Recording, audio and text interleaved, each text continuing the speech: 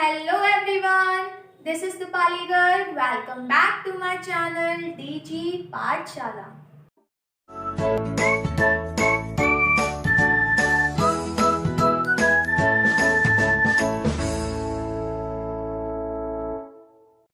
Guys, आज का जो हमारा टॉपिक है वो है chemical structure of DNA and DNA replication. तो गाइस इस वीडियो में मैं आप लोगों को बताने वाली हूँ कि डीएनए का केमिकल स्ट्रक्चर कैसा होता है और डीएनए रेप्लिकेशन क्या होता है। गाइस इससे पहले वाली वीडियो में मैंने आप लोगों को बताया था हेलिकल स्ट्रक्चर ऑफ डीएनए। तो अगर जिसने वो वीडियो नहीं देखी है तो पहले उस वीडियो को जाकर देखिए। उस वीडियो का लिंक आपको नीचे डिस्क्रिप्शन बॉक्स में मिल जाएगा। तो चलिए गाइस आज का टॉपिक स्टार्ट करते हैं। गाइस डीएनए एक मैक्रोमोलेक्यूल होता है। तो जो डीएनए का मॉलिक्यूल होता है वो बहुत सारे न्यूक्लियोटाइड से मिलकर बना हुआ होता है। ये चीज मैं आप लोगों को पहले वाली वीडियो में बता चुकी हूँ, बट इस वाली वीडियो में मैं आप लोगों को थोड़ा सा और बता देती हूँ कि जो डीएनए का मॉलिक्यूल होता है वो न्यूक्लियोटाइड से मिलकर बना हुआ होता है। जो न्यूक्लियोटाइड्स होते हैं वो 3 कंपोनेंट से मिलकर बने होते हैं। पहला होता है शुगर, दूसरा नाइट्रोजनस बेस एंड थर्ड जो होता है फॉस्फेट ग्रुप। ठीक है, तो गाइस देखिए ये जो पूरा स्ट्रक्चर है ये पूरा स्ट्रक्चर है न्यूक्लियोटाइड का।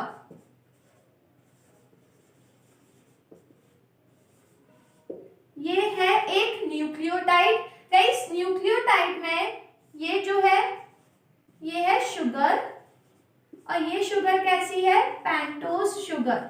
क्यों? क्योंकि इसमें 5 कार्बन प्रेजेंट है। ये 5 कार्बन वाली शुगर है C5।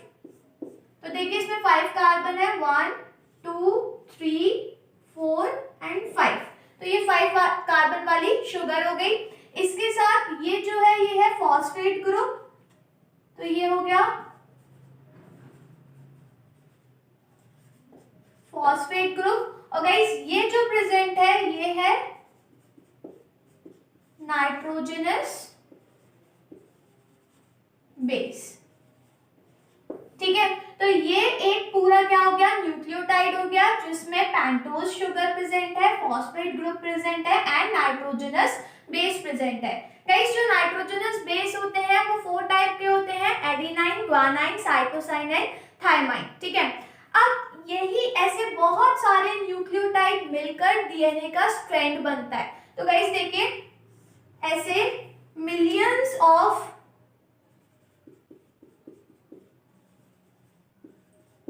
न्यूक्लियोटाइड मिलकर डीएनए का स्ट्रैंड बनाते हैं। ठीक है, तो गाइस ये जो स्ट्रक्चर है ये है केमिकल स्ट्रक्चर ऑफ डीएनए, जिसमें डीएनए के 2 स्ट्रैंड प्रेजेंट है। ये हो गया फर्स्ट स्ट्रैंड और ये हो गया सेकंड स्ट्रैंड। तो ये जो स्ट्रक्चर है ये है डीएनए का केमिकल स्ट्रक्चर। ये फर्स्ट स्ट्रैंड है, तो इसमें आप देख सकते हो ये एक न्यूक्लियोटाइड हो गया, ये दूसरा न्यूक्लियोटाइड, ये तीसरा न्यूक्लियोटाइड, ऐसे बहुत सारे न्यूक्लियोटाइड लगे होते हैं। ऐसे ही ये सेकंड स्ट्रैंड हो गया। तो ये first strand, this is first strand and this is second strand. ठीक है गाइस, इस स्ट्रैंड में ये शुगर हो गया, ये फॉस्फेट ग्रुप हो गया एंड ये नाइट्रोजनस बेस हो गया। गाइस एक जो स्ट्रैंड है वो ऐसे सीधा जाता है और जो दूसरा स्ट्रैंड होता है उसमें जो न्यूक्लियोटाइड लगे होते हैं वो उल्टे लगे होते हैं। आप देख सकते हो ये जो न्यूक्लियोटाइड लगे हैं वो रिवर्स में लगे हुए हैं। ठीक है, तो एक स्ट्रैंड ऐसा जाता है और जो दूसरा स्ट्रैंड होता है वो इसके ऐसे रिवर्स में जाता है। ऐसे ही बहुत सारे न्यूक्लियोटाइड लगे हुए होते हैं और डीएनए के दोनों स्ट्रैंड बनते हैं। ठीक है गाइस, ये जो दोनों स्ट्रैंड है डीएनए के, इन दोनों स्ट्रैंड को आपस में कनेक्ट कौन करता है, नाइट्रोजनस बेस। तो यहाँ पर जैसे ये एक न्यूक्लियोटाइड है तो मान के चलिए इस पॉइंट पे यहाँ पे एडेनाइन अटैच है। ठीक है, तो जो दूसरा स्ट्रैंड का जो न्यूक्लियोटाइड है वहां पे क्या अटैच होगा, थाइमाइन अटैच होगा और दोनों के बीच में कैसा बॉन्ड होगा, डबल हाइड्रोजन बॉन्ड। ठीक है, ऐसे ही ये वाला न्यूक्लियोटाइड है, मान के चलिए यहाँ पे ग्वानाइन अटैच है, तो इसके जो अपोजिट में जो होगा वो क्या होगा, साइटोसाइन होगा। दोनों के बीच में कैसा बॉन्ड होगा, ट्रिपल हाइड्रोजन बॉन्ड। सेम अगर हम मान के चलते हैं यहाँ पे साइटोसाइन है तो ये यहाँ पे ट्रिपल हाइड्रोजन बॉन्ड होगा, यहाँ पे अटैच होगा ग्वानाइन। ठीक है, तो ये जो बॉन्डिंग होती है ये ये फिक्स होती है। यहाँ पर ये हो गया डबल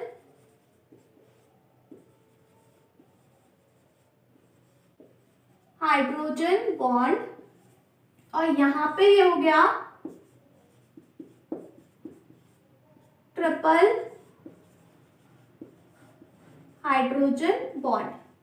ऐसे ही अगर यहाँ पे इधर की साइड T लगा होता तो उधर की साइड A लगा होता, दोनों के बीच में कैसा बॉन्ड होता, डबल हाइड्रोजन बॉन्ड। ठीक है, तो याद रखिएगा कि जो डीएनए के दोनों स्ट्रैंड होते हैं उन दोनों स्ट्रैंड को आपस में कनेक्ट कौन करता है, नाइट्रोजनस बेस आपस में कनेक्ट करते हैं। तो आप देख सकते हो ये एक लैडर जैसा स्ट्रक्चर बन रहा है ना। तो ये जो लैडर के क्या हो गए, रंस हो गए।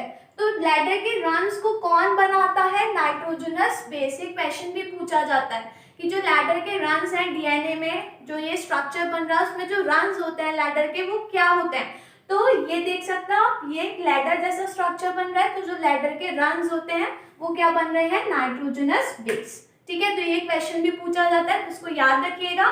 जो डीएनए के दोनों स्ट्रैंड होते हैं उन दोनों स्ट्रैंड को आपस में कनेक्ट कौन करता है, नाइट्रोजनस बेस आपस में कनेक्ट करते हैं। ठीक है, ये हो गया फर्स्ट स्ट्रैंड और ये हो गया सेकेंड स्ट्रैंड। गाइस ये जो स्ट्रक्चर होता है ये बनाने को तो नहीं आता बोर्ड एग्जाम में, बट हो सकता है कि आपको ये स्ट्रक्चर दे दें और लेबलिंग पूछी जा सकती है, तो लेबलिंग याद रखिएगा। ठीक है गाइस, ये हो गया केमिकल स्ट्रक्चर डीएनए का, तो इस स्ट्रक्चर को नोट कर लीजिए। गाइस जब सेल डिवाइड करने वाला होता है तो उससे पहले एक स्टेज आती है जिसको कहा जाता है इंटरफेस, वो अभी हम आगे पढ़ने वाले हैं। गाइस इंटरफेस में क्या होता है, जो डीएनए होता है वो रेप्लिकेट करता है। रेप्लिकेट का मतलब अपनी 2 कॉपी फॉर्म कर लेता है। जैसे कि हम पेज को फोटोकॉपी करवाते हैं तो सेम वो कॉपी फॉर्म हो जाती है, तो यहाँ पे डीएनए भी यही करता है, अपनी 2 कॉपी एक फॉर्म कर लेता है। जिससे क्या होता है, जब सेल डिवाइड करता है 2 सेल फॉर्म होते हैं तो हाफ ऑफ डीएनए दोनों ही सेल में चला जाता है। ठीक है, तो गाइस देखिए डीएनए रेप्लिकेट कैसे करता है। यहाँ पे ये जो स्ट्रक्चर है ये हो गया डीएनए का स्ट्रक्चर, इसमें 2 स्ट्रैंड प्रेजेंट है, तो ये हो गया डबल हेलिक्स स्ट्रक्चर। ये हो गया डबल हेलिक्स। ठीक है, इसमें 2 स्ट्रैंड प्रेजेंट है, ये फर्स्ट स्ट्रैंड और ये सेकंड स्ट्रैंड, तो ये हो गए 2 स्ट्रैंड्स ऑफ डीएनए।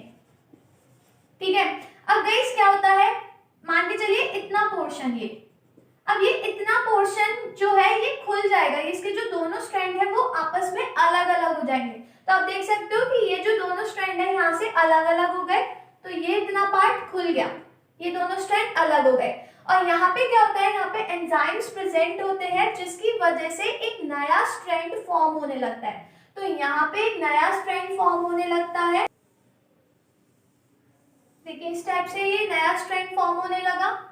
तो ऐसे ही यहाँ पे भी ये नया स्ट्रैंड फॉर्म होने लगता है। ठीक है गाइस, ये हो गया न्यू स्ट्रैंड और ये हो गया ओल्ड स्ट्रैंड। ठीक है, तो ऐसे ही अब इतने पार्ट में नया ये स्ट्रैंड फॉर्म हो गया, अब ऐसे ये वाला पार्ट खुलेगा तो ये स्ट्रैंड आगे बढ़ता जाएगा। तो इस टाइप से ये 2 अलग अलग डीएनए क्या हो गए, फॉर्म हो गए, जिसमें ये जो ब्लू वाला पार्ट देख रहे हो आप, ये है न्यू स्ट्रैंड,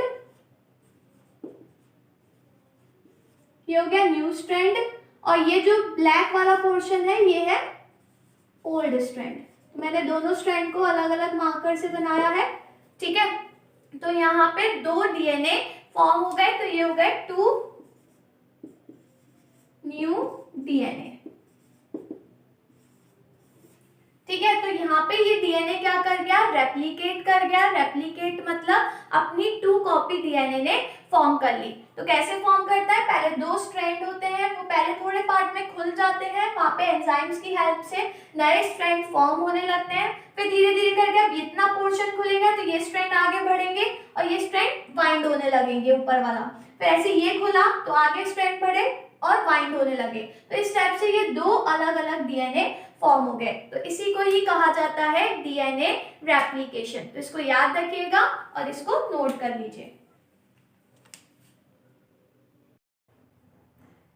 अगर आपको ये वीडियो पसंद आई हो तो वीडियो को लाइक करिए, शेयर करिए और अगर आपने अभी तक मेरा चैनल सब्सक्राइब नहीं करा है तो फटाफट से चैनल को सब्सक्राइब करिए और ये जो बेल आइकन है इसको प्रेस कर लीजिए जिससे मेरे आने वाली वीडियोस की नोटिफिकेशंस आप लोगों को मिलती रहे। तो अब मैं आपसे मिलती हूँ मेरी अपकमिंग वीडियो में एक नए टॉपिक के साथ, तो बने रहिए मेरे साथ और हाँ, मेरे साथ बायोकेमिस्ट्री पढ़ते रहो ना and be safe from corona.